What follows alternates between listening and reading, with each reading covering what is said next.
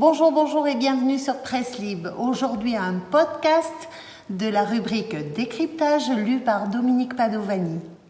Liz Truss, amie ou ennemie ? Pourquoi donc la nouvelle première ministre anglaise tergiverse-t-elle autant avant de définir si la France est son amie ou pas ? Mystère. Dans ce cas, un décryptage s'impose.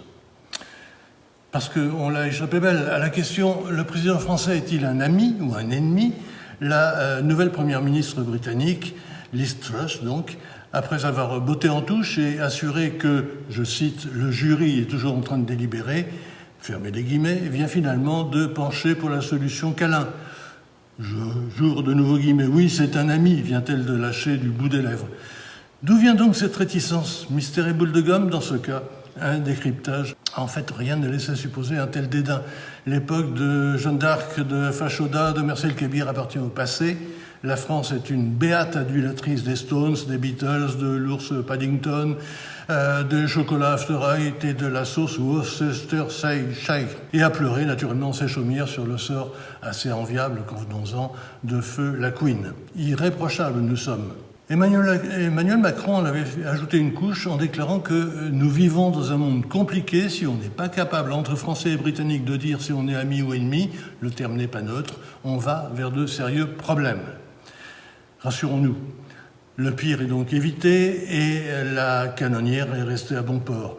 Liz a mangé son chapeau, melon, un geste que son idole, la pousse au crime. Remember les Malouines et la grève des mineurs en 1984, Margaret Thatcher n'aurait jamais commis. Liz a une façon très personnelle et très percutante de se mettre à dos tout le monde. L'Australie, qui l'accuse de faire des commentaires déments, je cite, sur le risque potentiel d'agression militaire chinoise dans le Pacifique. Bruxelles, qui tique lorsqu'elle soutient la révision unilatérale du protocole sur l'Irlande du Nord. La France, enfin, car on y vient, accusée d'avoir agi de manière inacceptable durant le litige de pêche à Jersey. Alors qu'elle était encore ministre, elle avait fait envoyer 2 patrouilleurs dans les eaux de Jersey afin de montrer ses biscottos, alors que l'île n'est qu'une dépendance de la couronne et ne fait partie ni du Royaume-Uni ni de l'Union européenne.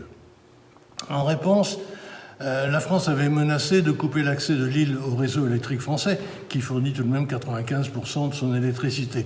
De là peut-être sa réaction assez inamicale envers notre président, donc contre nous. Allez, tout ça fait déjà partie du passé. Liz doit aujourd'hui se débattre dans un marigot où elle a plongé la tête la première avec sa décision de supprimer la tranche supérieure d'impôt sur le revenu, une mesure touchant les Britanniques gagnant plus de 170 000 € par an, soit une perte de 50 milliards pour le trésor public briton et une colère considérable dans les classes populaires. On pensait qu'avec Boris Johnson, l'Angleterre avait touché le fond. Pas sûr, l'ami.